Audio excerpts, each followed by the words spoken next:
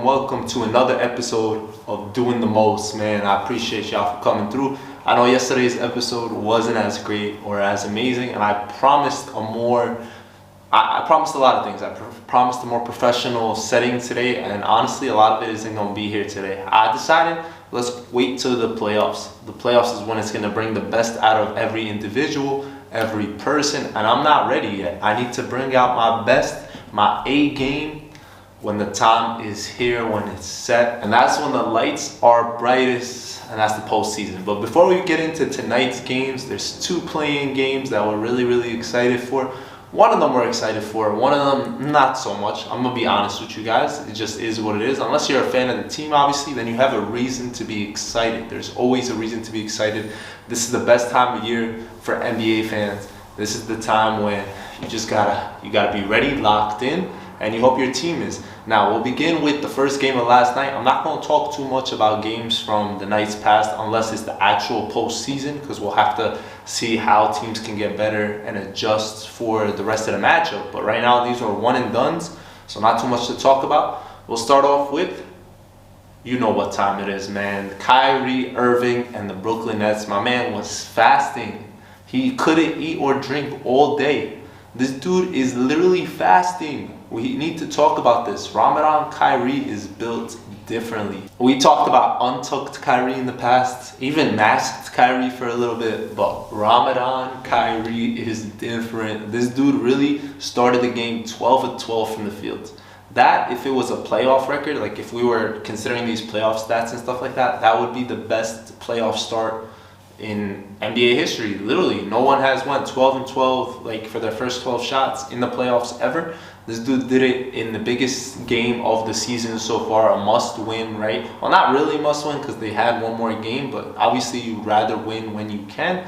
And he got some help. Obviously, KD is KD. He'll do what he has to do. He dished out a lot of assists. He had double-digit assists. And honestly, KD doesn't do that often. But he was able to hit the big shots when he needed it, when the team needed it. But he was deferring to Kyrie. He was watching him go to work. This guy named Bruce Brown, man. Bruce Brown. What a ball game from him. Him to Nicholas Claxton. We saw that multiple times. He kept throwing lobs to him. And the Cavs, honestly, were like, look, we can't stop Kyrie. It's really hard to contain KD. We just gotta live with Bruce Brown, giving him the ball, try to see what he does, and he was doing what he had to do. Shout out to Bruce Brown. I'm really excited for the next matchup against Boston because Al Horford's sister was talking smack about who's Bruce Brown and all that. So I can't wait. I hope he sees that. I hope Bruce Brown and the Nets see that and they take it serious, because I think that matchup can be serious. We'll talk about it in the next couple of days, my predictions and stuff like that. But we were 2-0 yesterday. We were 2-0. I chose Minnesota. I know I said it could go either way, but I did say I think Minnesota at home pulls it off.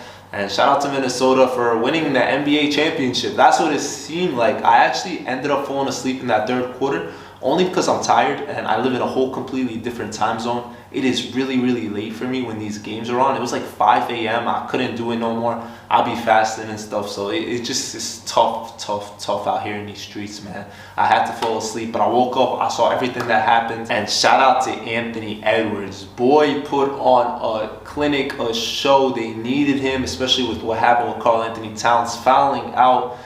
Basically, the game plan heading into that game, we got to give a massive credit to the Clippers for taking Karl Anthony Towns out of that game. They did what they had to do. That was their game plan. Just take him out the game. They didn't expect D'Angelo Russell to show up, right? He said, ice in my veins. He showed up like he knew what he was about, man. That guy's been here before. He even said it. He said, look, this is what it is. We gotta do what we gotta do, and he did it. And I'm glad to see this team make the playoffs. They definitely deserve it. The city of Minnesota deserves it. This is the second time since KG. It's been a long time. They had Kevin Love, couldn't figure it out, man. They just, it's about time. That's all I gotta say.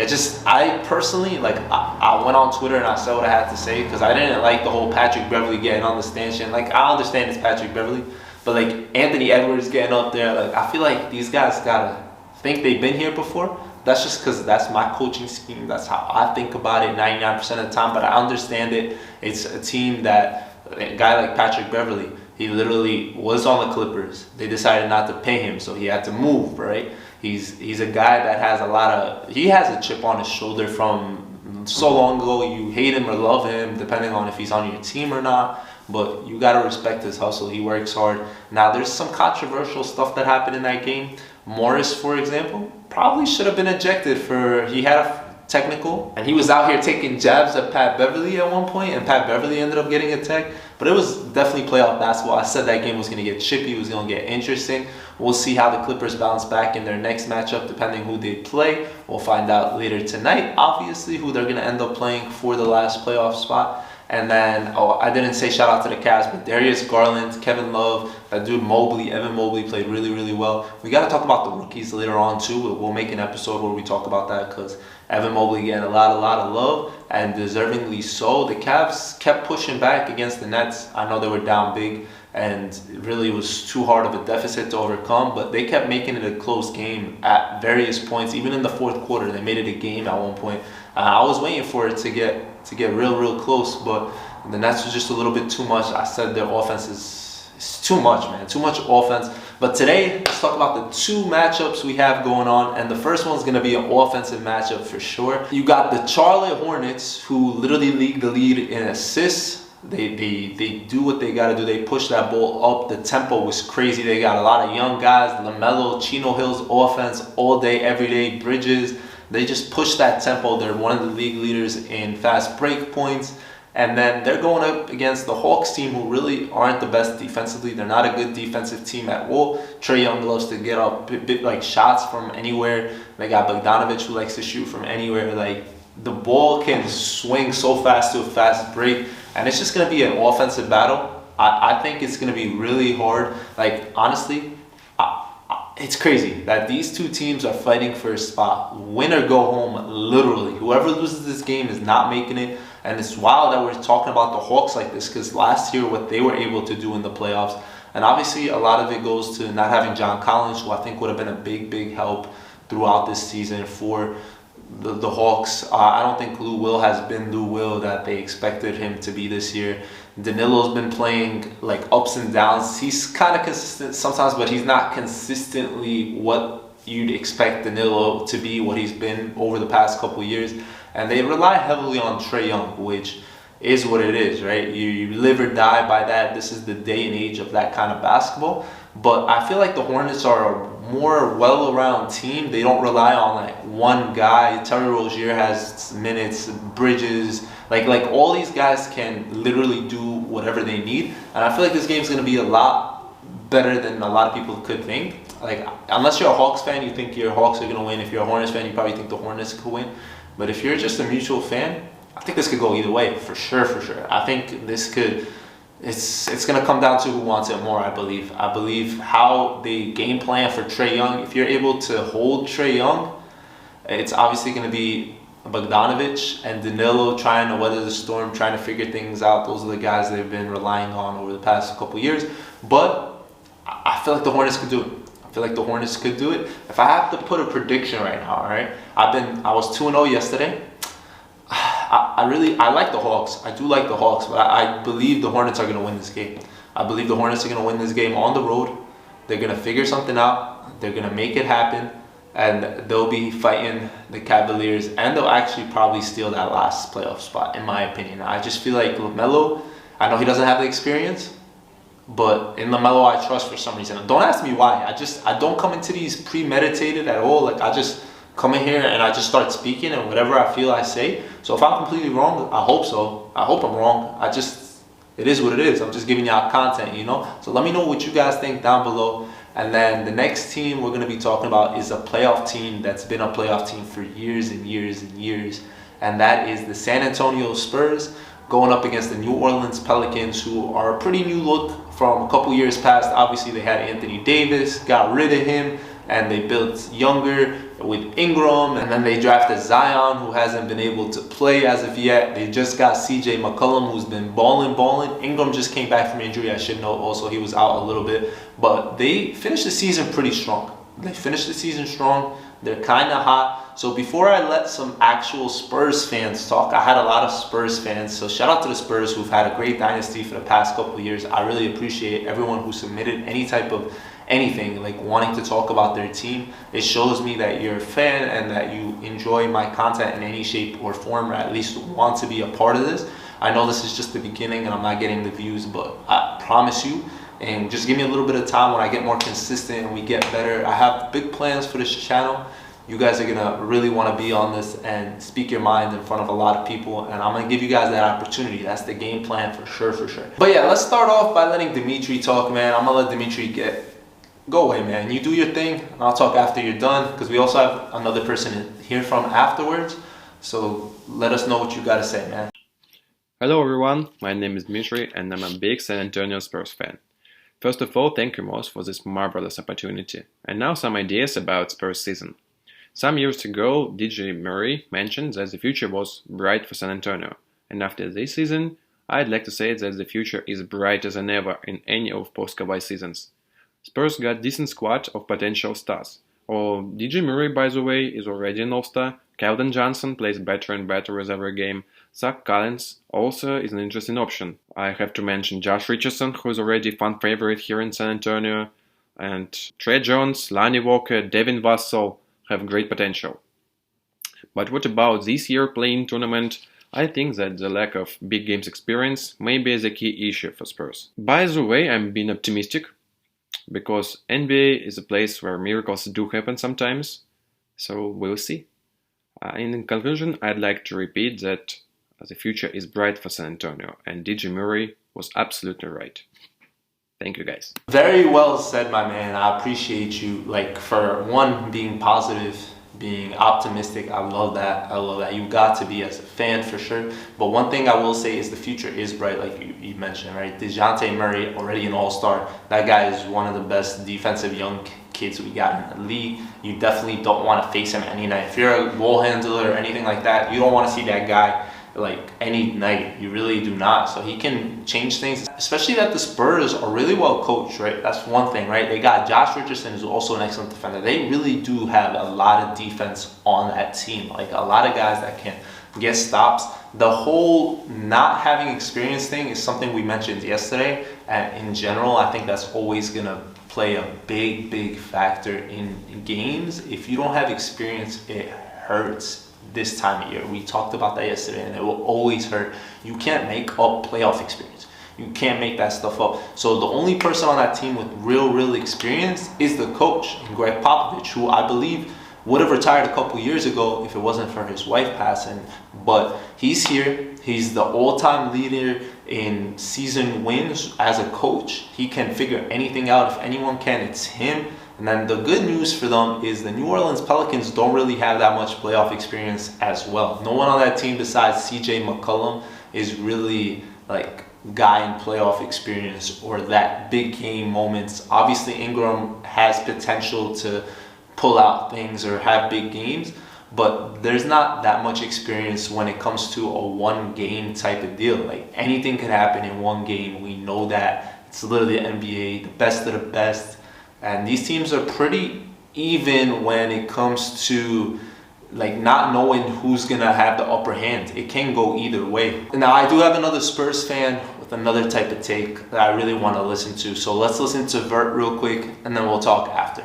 Yo, what's going on, y'all? So today I kind of just wanted to just talk about the Spurs for a little bit and where I see them going as far as the postseason and the play-in tournament goes. So for starters, I'll just talk about our first and hopefully not last game versus the Pelicans. I really do think the Spurs have the upper hand because, or not because I'm biased or I'm a Spurs fan, but because I really do see potential in our team to take them down. The Pelicans, they have a good squad led by CJ McCollum, but the Spurs also have an all-star caliber player in DeJounte Murray. DeJounte, he's one of the league leaders in triple-doubles, and he does lead the league in steals. And what I think a lot of people fail to realize when they think of the Spurs is just how, complete our team actually is. We've got, Keldon Johnson, Jakob Poeltl, Lonnie Walker, Josh Richardson, man, even Popovich, dude. And I mean, these guys come to play every single night. And I kind of like to think of them as like a great value brand Suns team, almost in a sense, led by DeJounte and Keldon. Um, and like with that being said, I really do see them advancing to play either Minnesota or the Clippers. I'm kind of hoping that we do see the Clippers in that case, though, and not the Timberwolves, because Karl Anthony Towns and Edwards are a force to be reckoned with, man. Let me tell you. I mean, it's only a matter of time before that duo is running the league. I really do think we could pull off an upset versus the Clippers. Even though Paul George is back, they're still without their star franchise player in Kawhi Leonard. And I would say that the key for a Spurs win in that matchup is to contain Paul George and close out on shooters. And I cannot stress this enough. We've got to close out on shooters, especially perimeter shooters.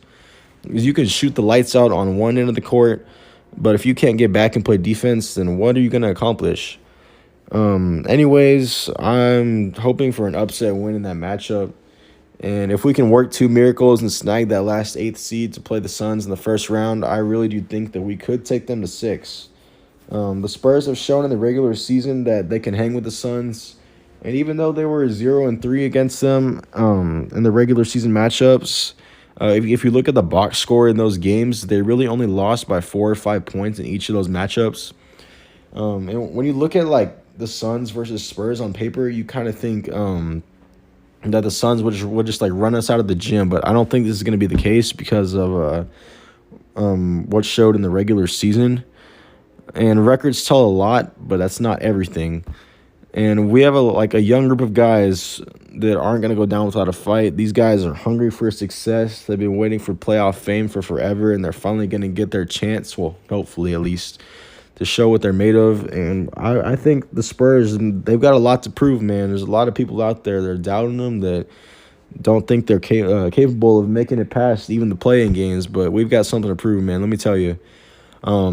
So I'll be rooting for the Spurs, and hopefully we can pull off some miracles. But that's about all I wanted to address. So thanks for having me, and I'm signing out. Peace. I appreciate that, Vert, man. I love the confidence once again. I love that. That's why I want people that are fans of their teams coming out here and telling me, especially that, like, as a mutual fan or like a guy that just loves the NBA, I can't always like dig deep into certain things from a team's perspective. Like, I can't say, oh, I believe this the way you guys do. You guys break it down in ways that I can't. I love the way you even said which team you want to play next, like how you would do better against the Clippers and not Karl Anthony Towns and Edwards and stuff like that. Like, I genuinely think the Spurs are so well coached that anything could happen. I always used to say this back in the day, anyone in the Spurs system become successful because of Greg Popovich. I think a great coach can do that and will do that. He's probably, if you don't think so, that's up to you. It's obviously something that you can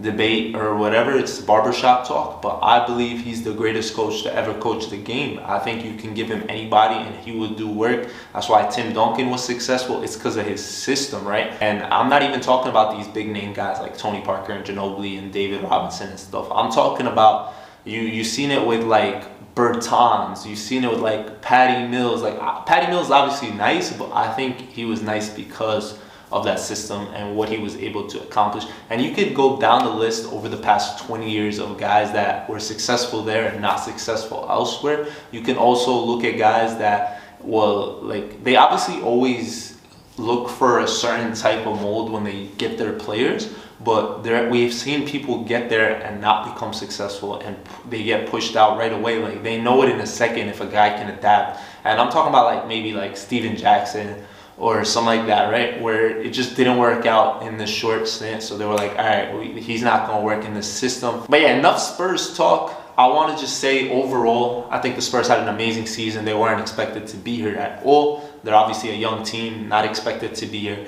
They worked hard, especially knowing that the Lakers dropped out, like the Pelicans dropped out and stuff. So they had room to make it to this point, and they took advantage of it very late into the season. The Pelicans as well, I think you should be proud that they're there, especially that they obviously didn't have a star player. Like, obviously Zion not playing. Ingram was out for a while. and they just got CJ really late. With the fact that they're able to figure things out, I think the future can also be bright for them as well. I know people always say, did they win the AD trade, lose it? Obviously, you got to say AD already won a championship. So we'll see in the future. I think the Pelicans got really young and got really good as well. I think they figured, I think it worked out for both sides, right? If you're not in a good relationship, change it, work on it, figure it out, right? Like Portland, for example, they kind of just blew up that team. They tried it for a while, it's not working. You can't keep trying the same thing. You gotta sometimes branch out and do something different. But yeah, guys, so my prediction for this series, or not series, for this game, right? It's one game, anybody's game. They're playing in New Orleans.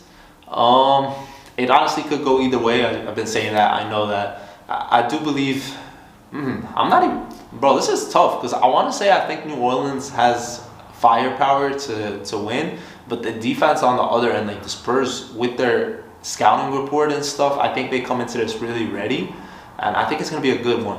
I do believe the Pelicans do end up pulling it off and eliminate the Spurs just because I think CJ figures it out late. Like, I think they have more closers at the end of the game, whether they're going to throw it to Ingram or to CJ, just to figure out that last bucket. And that's not to say the Spurs can't lock in and literally tear them apart. We'll see. It's going to be a mental game, I think. We'll see how the coaching adapts and all that good stuff. I appreciate you guys for staying here and listening to me talk. Tomorrow's episode is going to be a little bit different. We'll talk about the 2 games from today. We'll talk about some rookie stuff. We'll talk about, as the playoffs get closer and closer, we obviously still have one more play-in game, right? Whoever wins tonight will be playing the 2 losers from yesterday, so the Cavs still have a shot, as well as the Clippers. So we'll see who tonight makes it and which 2 teams get eliminated. But regardless, the 4 teams that are here this year honestly had pretty good seasons outside the Hawks. I think the Hawks probably had bigger expectations coming into this year. Just injuries with John Collins, I think that was the problem, but they still should have not been a 9-10 seed. And you could maybe say the Hornets, but the Hornets are young enough where they never really had the huge experience that they needed. And Hayward was out and stuff like that. Like, they've had guys also in and out. I think everyone this year has guys in and out, especially with COVID and injuries. It's been a really interesting year, but I appreciate you guys once again. I'll be looking forward to tomorrow. Thank you guys for listening. Let me know what you guys think. And shout out to everyone who submitted anything. If you want to be on any future podcast, please drop. Well, don't drop nothing. You can feel free to tell me your favorite team or just straight up email me. You could email me if you want to be here live with me, right, in the future when the playoffs come. Or you can send me any video about your favorite team to my email down below. Thank you guys for the support, and I appreciate y'all for doing the most.